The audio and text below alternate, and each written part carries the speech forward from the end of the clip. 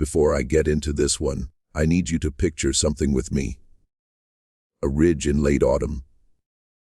The kind of ridge you'd find in the Smoky Mountains, where the laurel grows so thick that a grown man can lose his bearings within 40 steps, and the only sound for hours on end is the sound of your own breathing.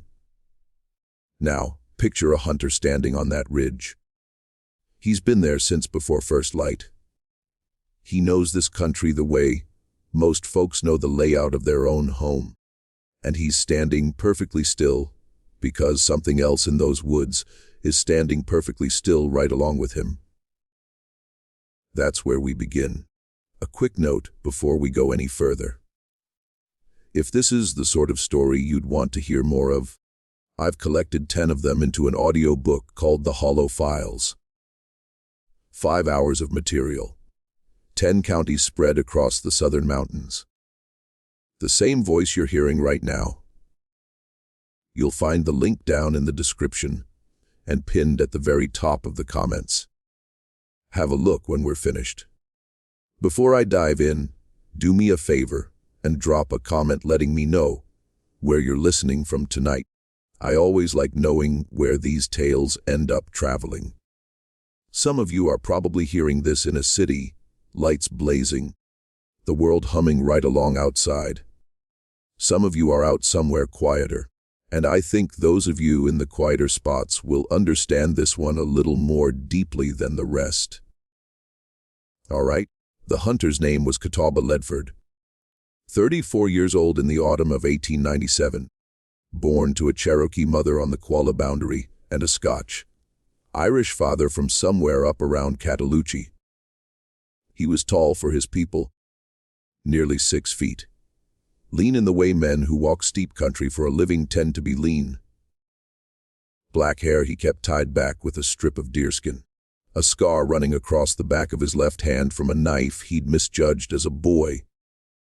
And from that scar, his mother had given him a second name in Cherokee, one he never spoke aloud to white folks because, as he liked to say, some words don't sit right in another tongue. He hunted for a living mostly bear, mostly for the meat and the rendered fat that brought a decent price in the lowland towns. And he was good at it. Better than good. There were men in Bryson City, in Whittier, in Cherokee, who said Catawba Ledford could walk up on a sleeping bear, and that bear wouldn't know he was there until the moment the rifle came up. That autumn, he'd been hired by a timber speculator out of Asheville, a man named Rennick Halsey, who wore a city suit into the mountains and didn't seem to grasp why everyone he met looked at him a little sideways. Halsey wanted a survey of the high country up around what the Cherokee called Tennessee Bald. He wanted to know what was up there. He wanted to know if the timber was good enough to bring a crew in. And he wanted a guide who could keep him alive while he found out. Catawba took the job because the money was good and because his wife, Atsila, had been ill that summer, and the doctor in Silva didn't come cheap. There was one more reason, though, a reason he didn't say out loud, not to Atsila, not even to himself if he could help it. His grandfather, Onacona, who had taught him to hunt, who had taught him the small words and the small protocols and the pinches of powder on a wet trail, had died the previous winter. Onacona had been the last man in the family who knew the high country the way the old people knew it, and on a cold February night, just hours before he passed, he'd taken Catawba's hand, the one with the scar. He'd held it for a long while, and he'd said, in Cherokee, "There are places up there I have not been to in 40 years. There are places I never took you because you were a young man, and I wanted you to grow old. But you are not a young man anymore. If something ever calls you back up there, you go. You see what is left.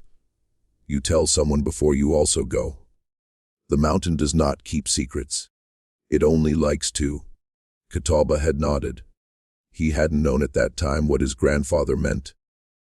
When Rennick Halsey stepped off the train in Whittier, In the second week of October, with his leather book and his town suit and his job offer, Catawba understood that he'd just been called back up there.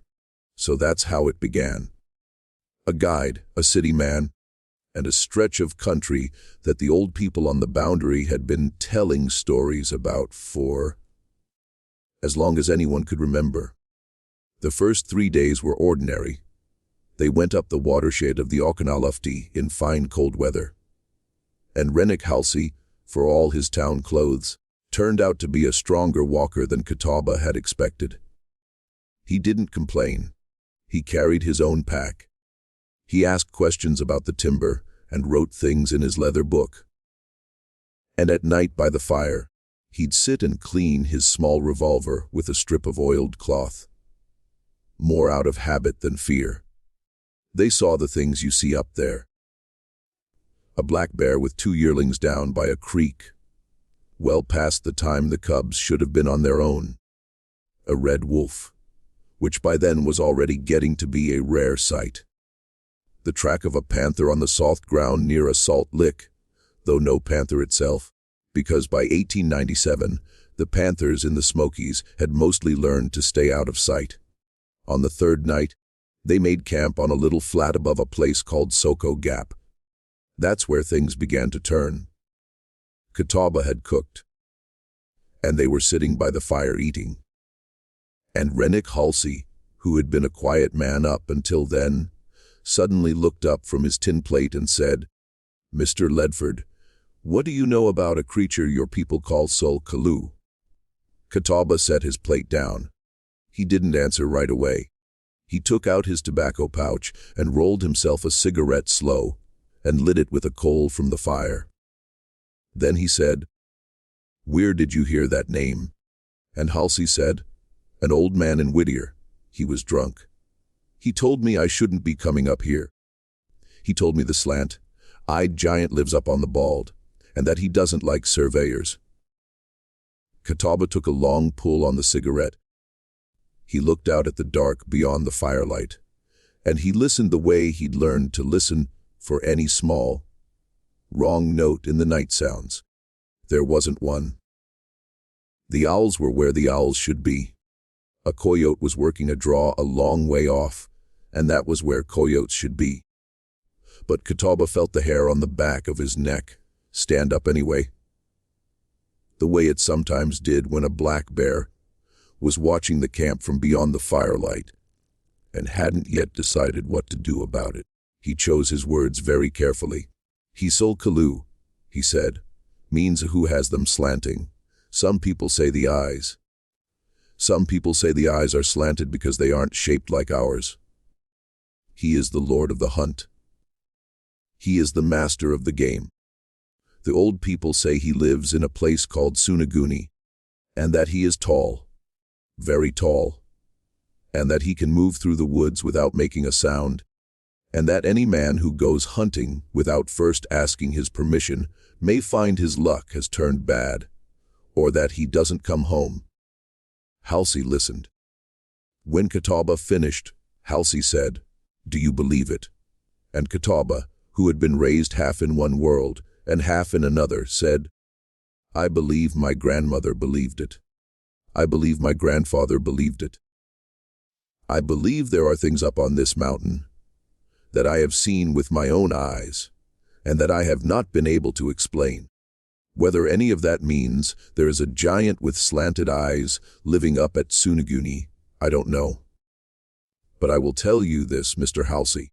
When my grandfather went hunting, he asked permission first, and he came home every time. So, when I go hunting, I do what he did, and so far I have come home every time too." Halsey thought about that for a long while. Then he laughed, not unkindly, and he said, "Well, we aren't hunting. We're looking at trees."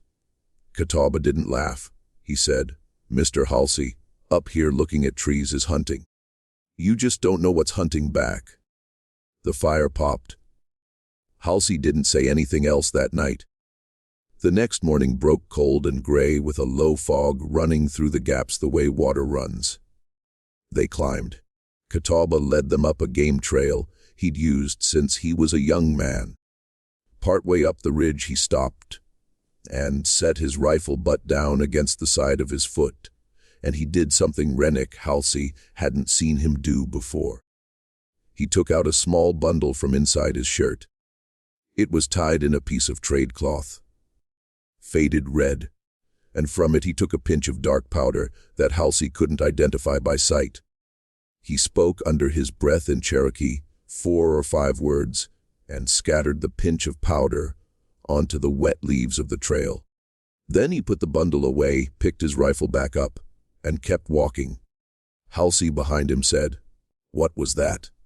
And Catawba, without turning around, said, "Permission. A breath here before what comes next."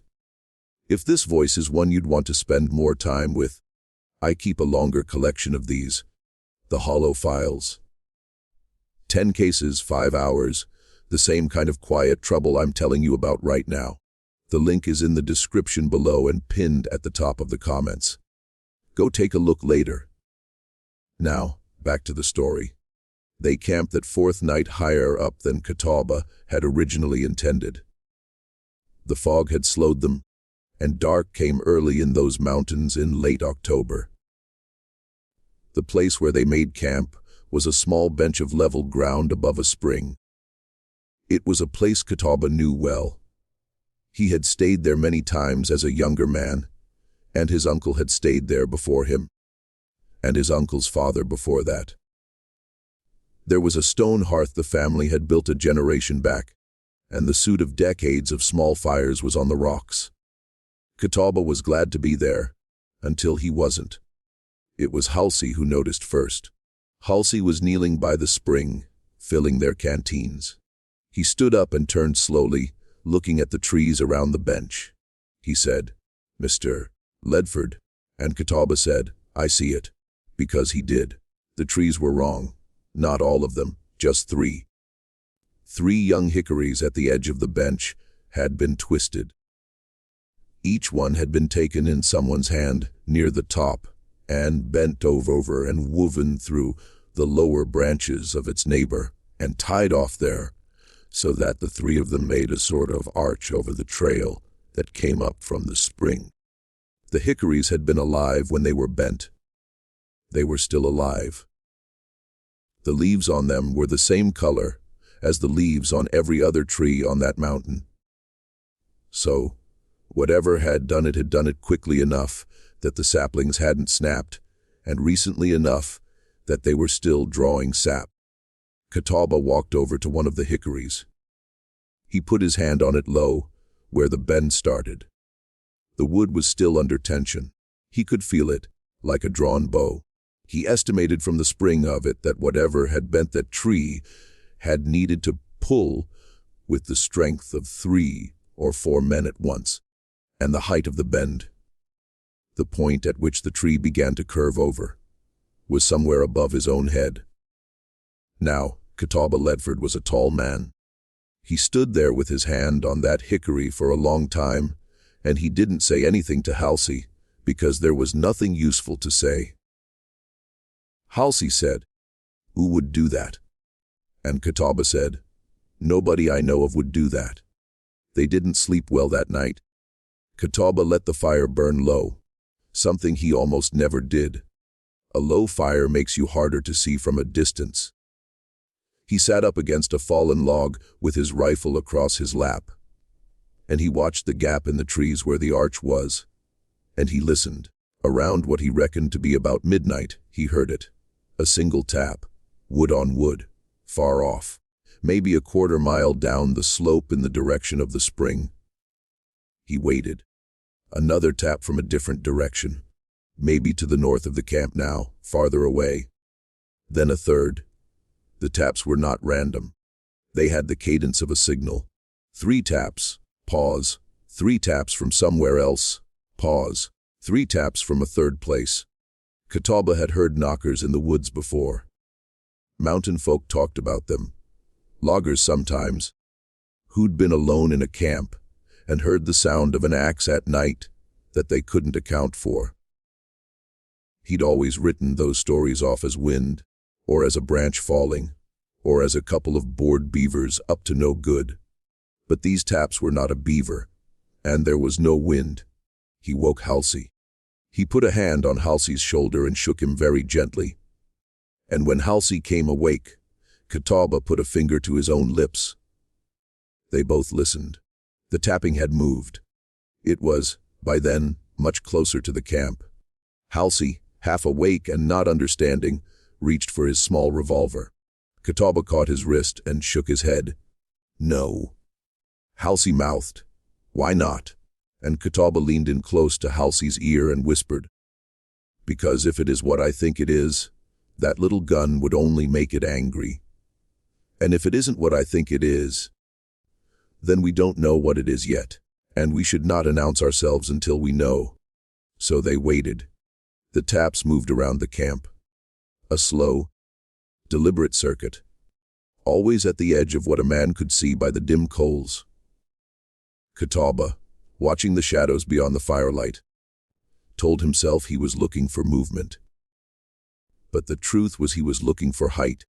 He was looking for the place where the silhouettes of the trees went up and met the sky, because something inside him, something he'd inherited from his grandmother, was insisting he should pay attention to that line. He never saw it cross. The tap stopped sometime before dawn. In the morning, when there was finally enough gray light to see by, Catawba walked the perimeter of the camp. He found prints. He found prints in the soft mud at the edge of the spring, and on a patch of bare ground near the woven hickories, and in a third place, where the ground had been disturbed near the back of their camp. The prints were not bare. A bear leaves a flat foot with 5 toes and a claw mark of fingers width ahead of each toe. These prints had 5 toes, but the proportions were wrong. The big toe was too long. The arch was too narrow. The print was 1.5 feet long by Catawba's reckoning, and it was deep. Deep enough that whatever had made it weighed considerably, more than any man either of them had ever met. Catawba didn't tell Halsey about the prints. He smoothed them out with the side of his boot before Halsey came down to the spring. He couldn't say, even years later, why he did that. The closest he ever came to explaining it was to say that some things, once you tell another person about them, become real in a way they weren't before.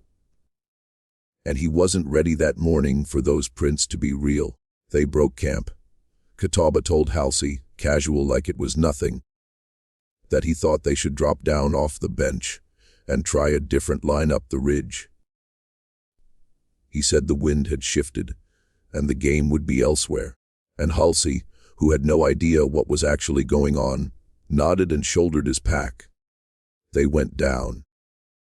By mid-morning they were back below the line of the spring, and Catawba felt something in his chest loosen just a little, the way it does when you walk out of a dark room into a bright one.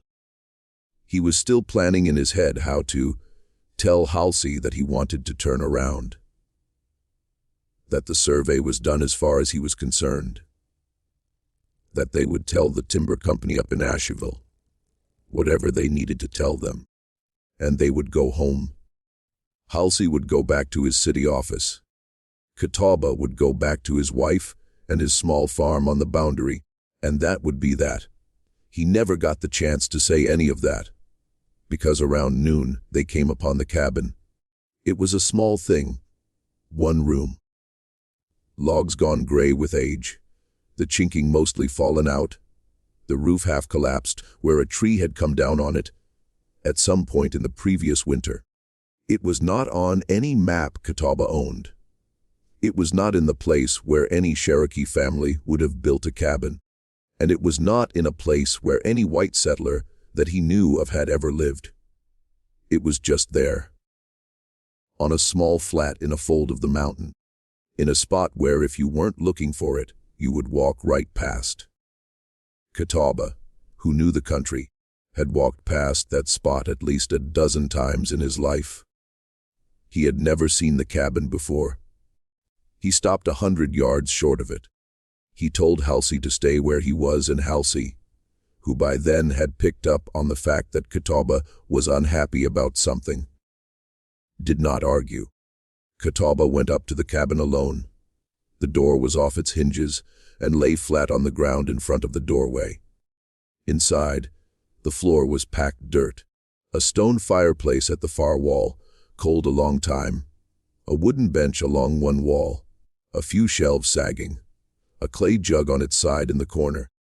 And on the back wall, scratched into the wood with what looked like a knife or a stone, was a figure.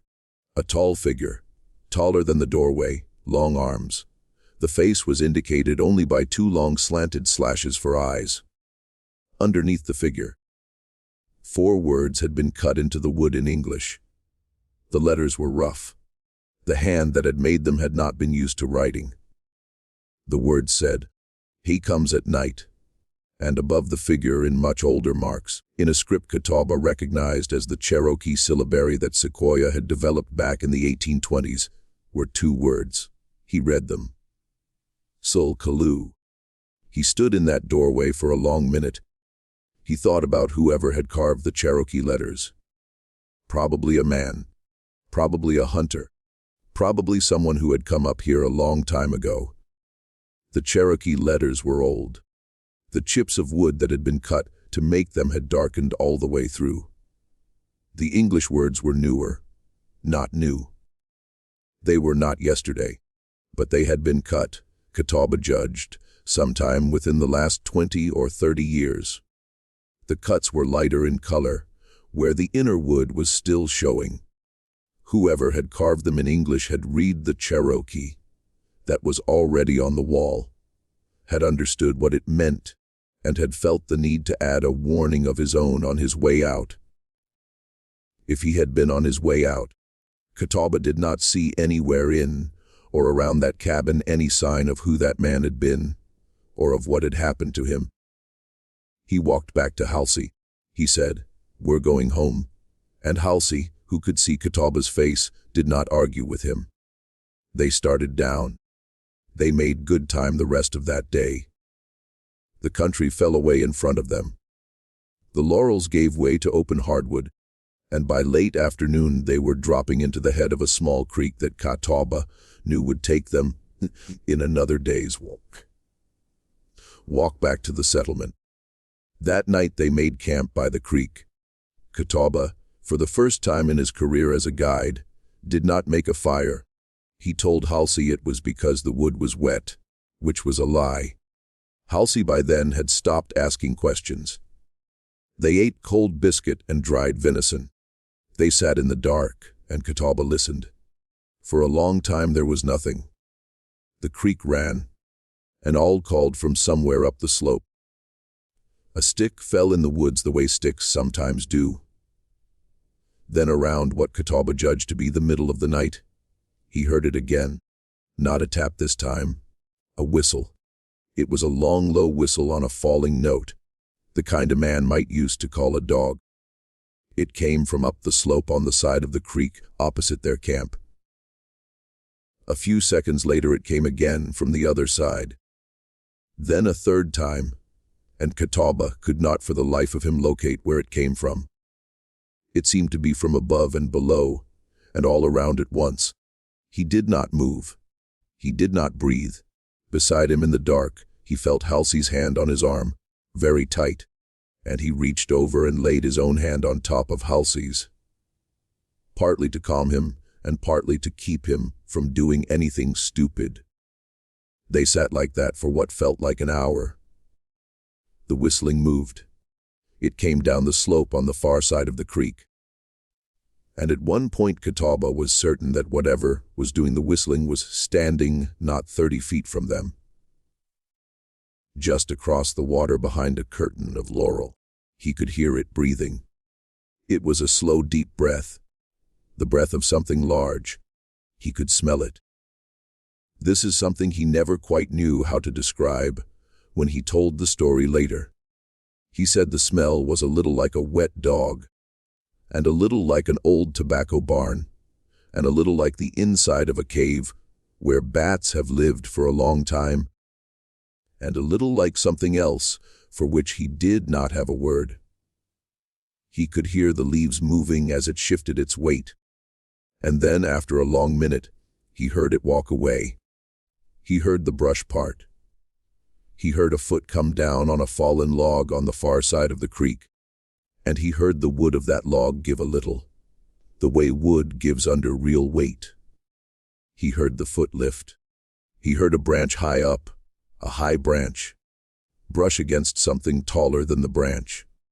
And then he heard nothing. For a long time, nothing.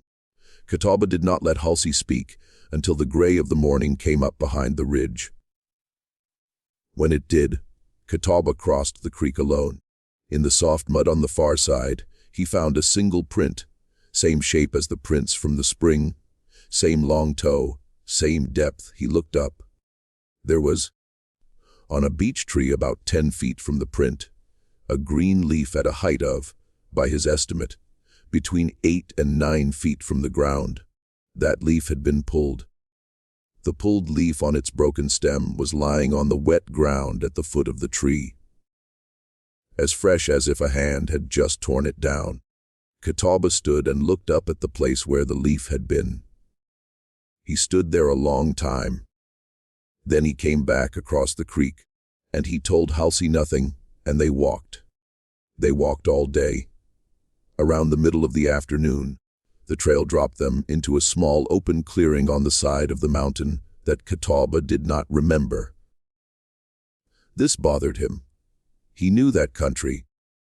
He had walked it as a boy, hunting squirrels with his grandfather, and he had walked it as a young man, hunting bear alone, and he had walked it as a grown man, leading other hunters who paid him for the privilege. He had not, in any of those walks, ever seen this clearing.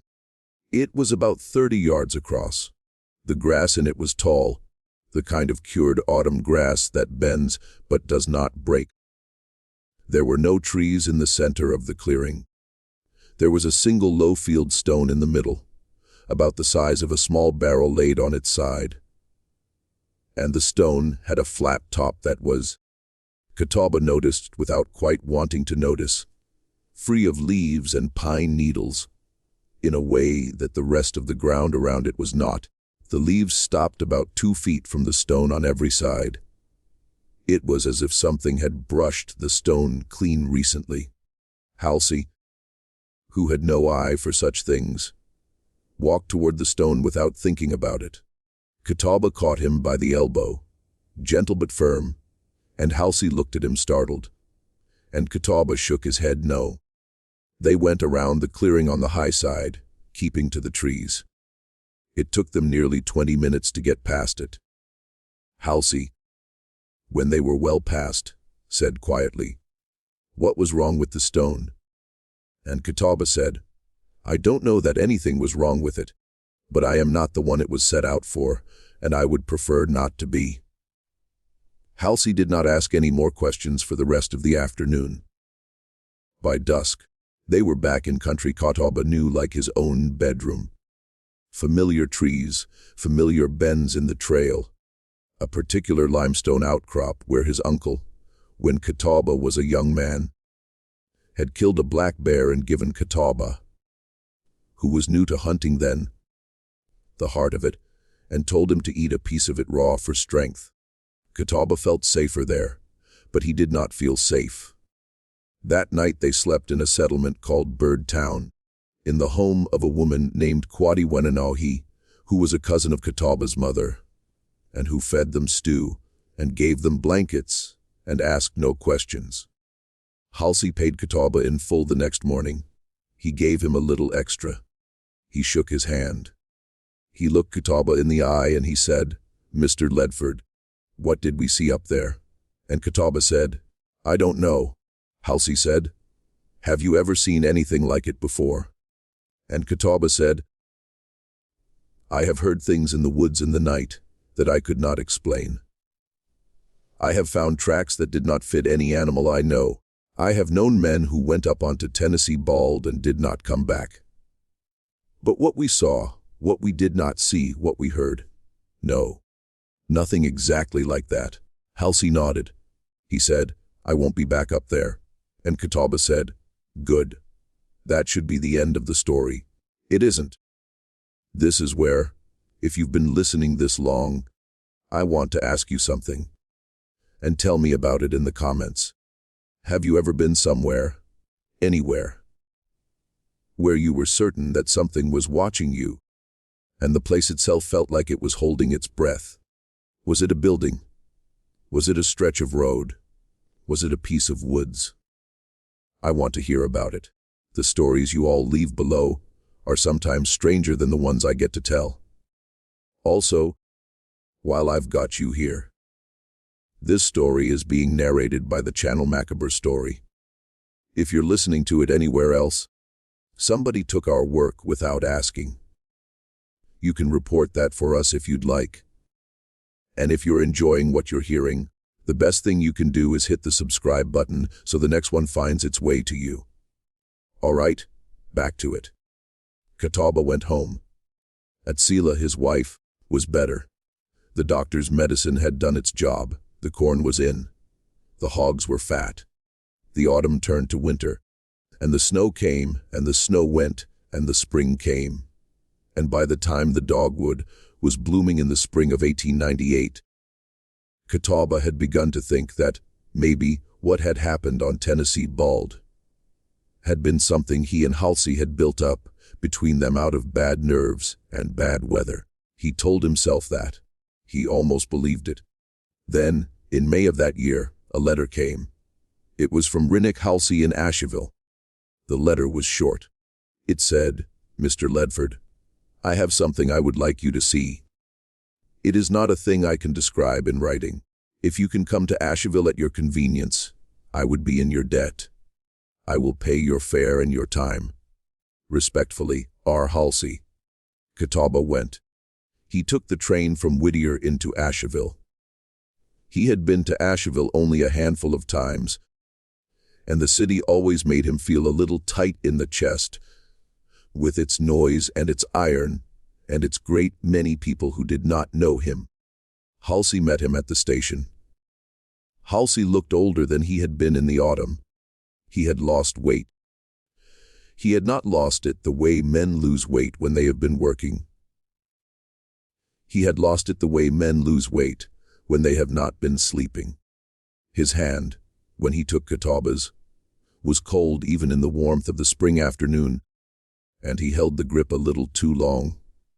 The way a man holds the hand of someone he is afraid will leave too quickly. He took Catawba to a small hotel near the square.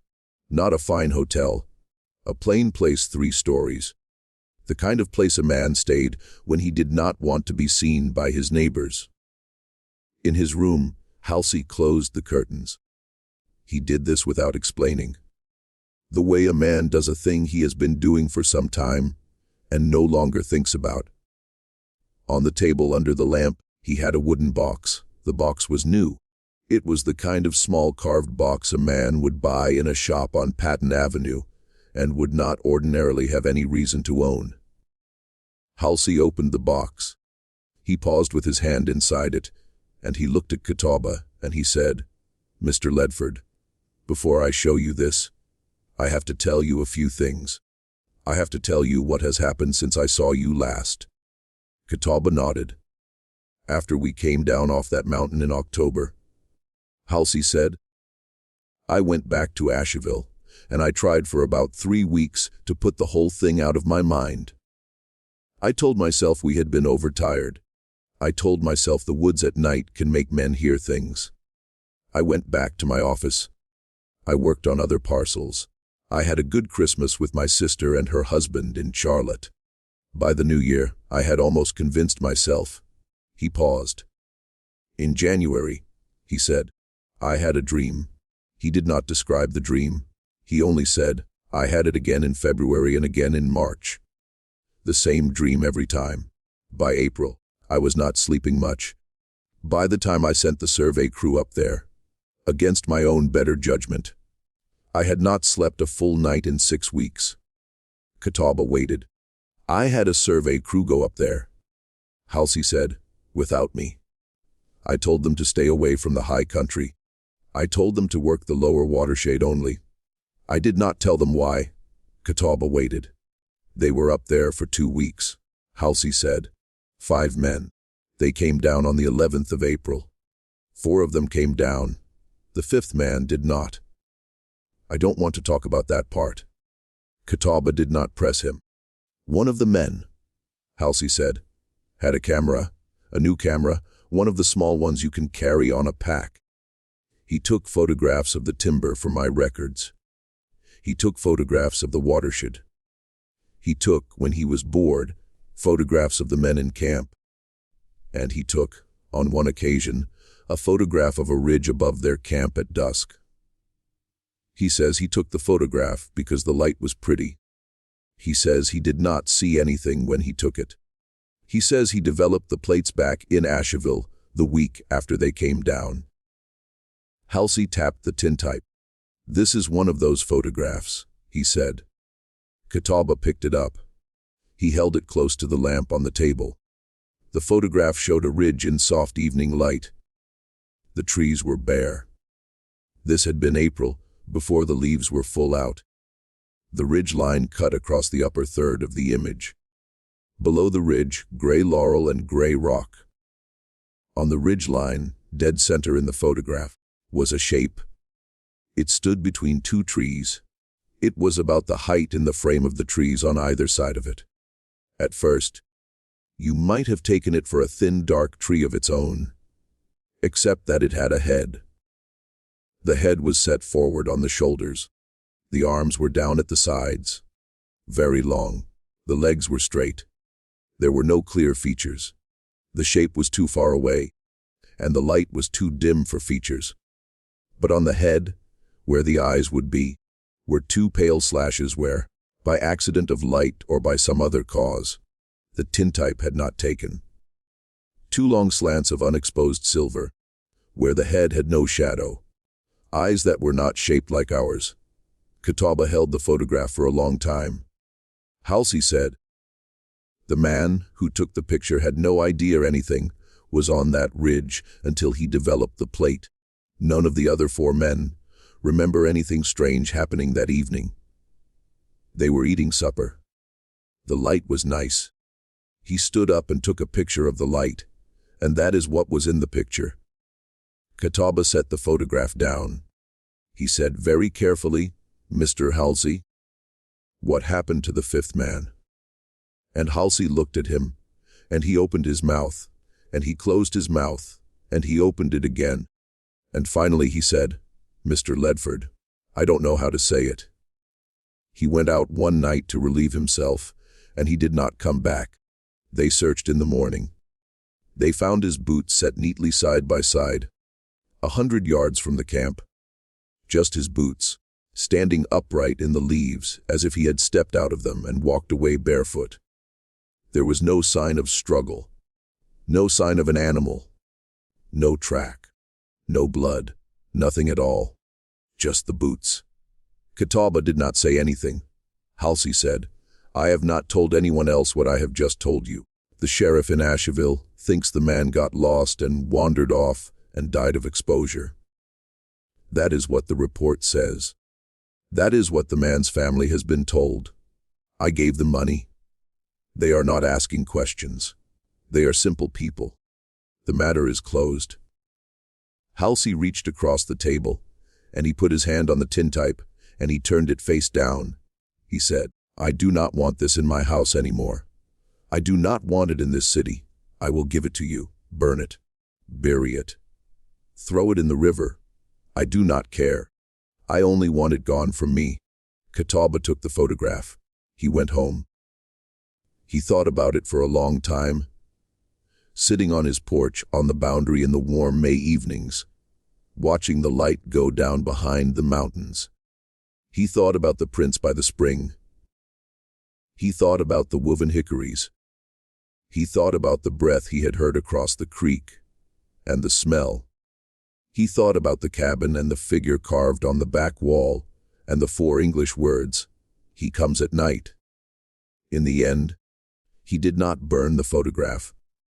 He did not bury it either, and he did not throw it in the river. What he did was this. He wrapped the tintype in a square of the same faded red trade cloth he had used on the mountain to carry his small bundle of powder. He carried it on a clear morning in early June up into the high country, not to Tennessee Bald. He would never go back to Tennessee Bald, but to a high meadow that he knew on a different ridge where the wind was always moving, and where a man could see for miles in every direction, and where, more importantly, nothing could come up on you unseen. He sat down in that meadow. He took out the photograph. He looked at it one more time in the bright morning light, and the shape on the ridge looked back at him, with its two long pale slants, where its eyes should have been. Catawba spoke to the photograph in Cherokee. He spoke for a long time. What he said was between him and the mountain, and he never told another living soul what was in the words.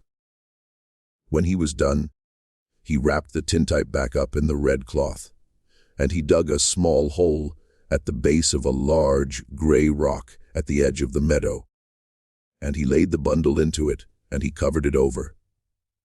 He marked the rock with a small carved sign in the syllabary that meant, roughly, "Here is something that should stay."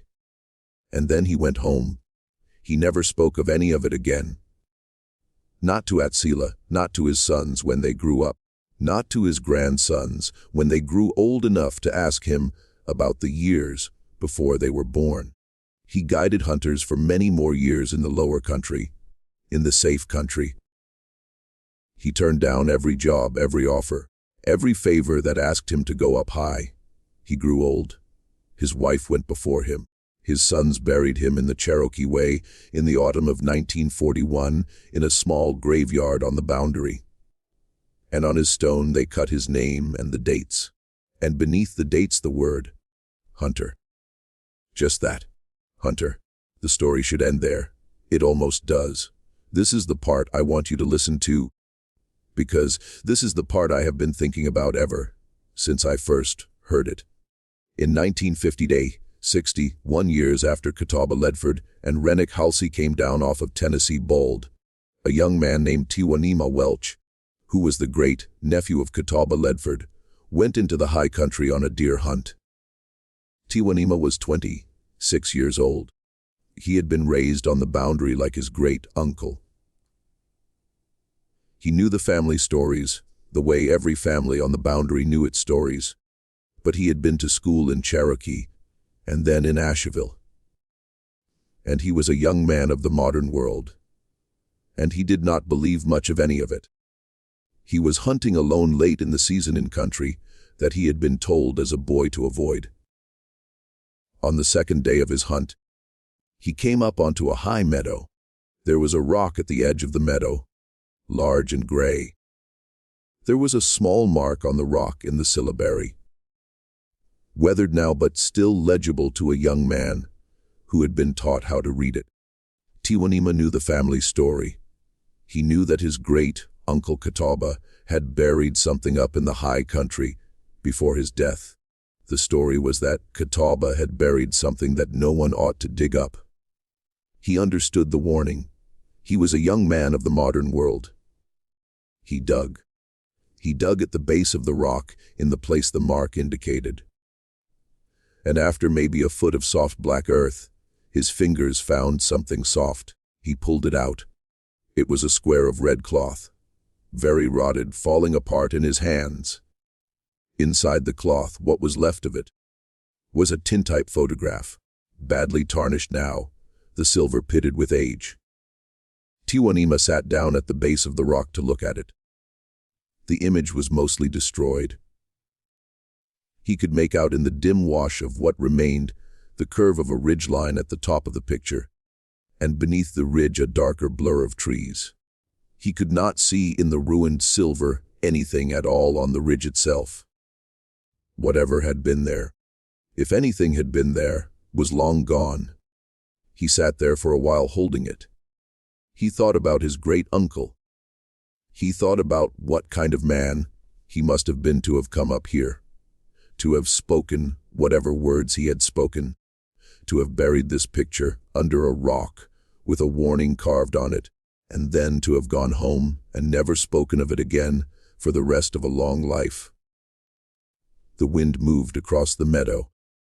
Tiwanima set the tintype carefully on the rock beside him. He took out a cigarette and lit it. The cigarette was a small modern thing, brand new, factory rolled, and lighting it on the side of that old meadow felt for a moment like a small disrespect. He smoked half of it. Then he heard, from somewhere up the slope behind him, a single tap, wood on wood, far off, maybe a quarter-mile up the slope. He sat very still. A second tap from a different direction, maybe to the north of the meadow now, farther away. Then a third. Tiwanima Welch was not a man who scared easily. But he had been raised on the boundary, and there are some things that the body knows before the mind admits it. And his body was telling him to leave. He took the tintype.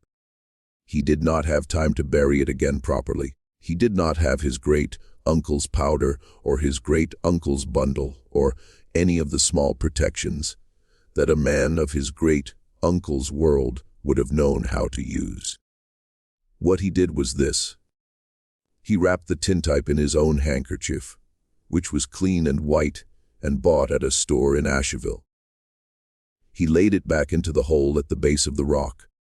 He pushed the dirt back over it with his hands, and he packed it down hard with the heel of his boot. He stood up. He looked up at the slope, at the place from which the taps had come. For one long moment, between two distant trees, he thought he saw something that was the height of a tall man and the color of the trees on either side of it, and that stood very still. He turned and he walked off that meadow, and he did not run because he had learned from his uncles, who had learned from their uncle, that you do not run. He walked. He walked for the rest of that day and into the night, and by the next morning he was home. He told his family what he had done. His grandfather, who was Catawba Ledford's nephew, and who was at that time a very old man, did not yell at him. He only said, "Did you put it back?" And Tiwanima said, "I put it back." And the old man said, "Then it is between you and him now. He will know it was you who came. He will know it was you who left. You go on with your life. You do not go back up there. You do not speak of it. If he is a patient one, and the old people say he is the most patient of the patient ones, then perhaps he will let it lie." Tiwanima nodded. He did not go back. He went on with his life. He married. He had a family. He worked for the Park Service, of all things, for 30 years, walking the lower trails of the Smokies and pointing out birds to tourists from Ohio and Florida and Pennsylvania. And he was a quiet, well-liked man. And he died in his bed in 2001, an old man of natural causes. He kept his promise. He never went back up. But the family story, the one his children tell, and the one his grandchildren now tell, is this. Every year on the anniversary of the day he found that rock in the late autumn, Tiwanima Welch would wake up in the night with the certain immediate sense that someone was standing at the foot of his bed. He would not open his eyes. He had been told as a child by his grandfather, who had been told by his uncle, that there are some things you do not give the satisfaction of looking at. He would lie there in the dark. He would feel on the still air of the bedroom the slow breath of something that smelled a little of wet fur, and a little of an old tobacco barn, and a little of the inside of a cave, and a little of something else for which there is no word. He would lie there until it left. It always left. And in the morning he would get up, and he would have coffee with his wife, and he would go to work in the park, and he would not speak of it, until the autumn of 2000, the last autumn of his life, when he sat down with his oldest grandson, and he told him for the first and only time the whole story. About the tap on the ridge above the meadow.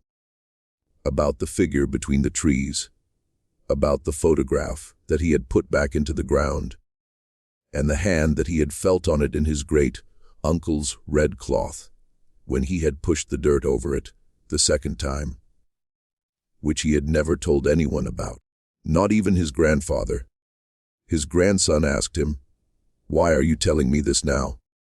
And the old man said, "Because I'm going to go soon, and someone needs to know, so that someone can know not to dig." The grandson said, "I won't dig." And the old man said, "Good. Your grandfather knew not to dig. Your great-grandfather knew not to dig. Your great-great-uncle Catawba, who buried it, he knew not to dig. The cabin we found, your great-great-uncle and the Asheville man, the one with the warning on the wall. There was a man before us who did not know. He learned. So now you know too. You tell your children. You tell their children. The rock is at the high meadow above the head of Caney Fork. The mark is in the syllabary. If anyone ever finds it, if anyone ever asks, the answer is no. The answer is leave it. The grandson promised. He kept the promise. He is alive today. I will not tell you his name. I will tell you that the rock, the gray rock with the small weathered Cherokee letters carved on its face, is still there. It is in country that is now part of the Great Smoky Mountains National Park. Millions of people walk through that park every year. The trails are well marked. The rangers are friendly. The maps are good. The high meadow above the head of Caney Fork is not on any of the maps, because it is the kind of place that the trails do not go and the rangers, the few who know about it, do not advertise it. The rock is at the edge of the meadow. It is approximately the height of a man's hip. It has a small patch of pale lichen on its north face. The mark is on its east face, low down near the ground, where it would be easy to mistake for the work of frost. If you ever find yourself in those mountains on a clear autumn afternoon, and you ever come upon a high meadow that you cannot find on any map, and a gray rock at the edge of it, with a small carved sign you cannot read, I want you to do something for me. I want you to remember Catawba Ledford. I want you to remember Rennick Halsey, who came down sick from the mountain and never quite shook it. I want you to remember Tiwanima Welch, who dug once and never dug again and slept the rest of his life with one ear open on the cold autumn nights. And I want you, please, to leave the rock alone. Walk past it, don't touch it, don't dig. Don't speak of it loud enough that the wind on the meadow can carry the words up the slope. Just walk on. Because the old people on the boundary will tell you, if you ask them, and I have asked a few of them, that Tsul Kalu is the most patient of all the old ones in these mountains. He has been waiting on that ridge for longer than any of us can imagine. He is not going anywhere, and he remembers. He remembers a hunter with a scarred hand, who once asked his permission with a pinch of powder on a wet trail. He remembers a city man with a leather book who took something out of the mountain. That was not the timber he came for. And he remembers a young man on a high meadow on a bright morning who dug a small hole at the base of a gray rock, and who had the good sense, the inherited sense, the sense of a family that has lived with him as a neighbor for 1,000 years, to put back what he had taken and to walk away and to not run. That is the story. I do not know if it is true. I know that the family of Catawba Ledford still lives on the Qualla boundary. I know that there are photographs of Catawba, very old, in the small museum in Cherokee, and that in one of them he is sitting on his porch in the May light of 1905, with his rifle across his lap and his hand, the one with the scar, resting on the rifle stock. I know that a man named Rennick Halsey did, in fact, run a small timber business out of Asheville in the late 1890s, and that the business closed quietly in the spring of 1901, and that he himself died at home of what his death certificate calls General decline.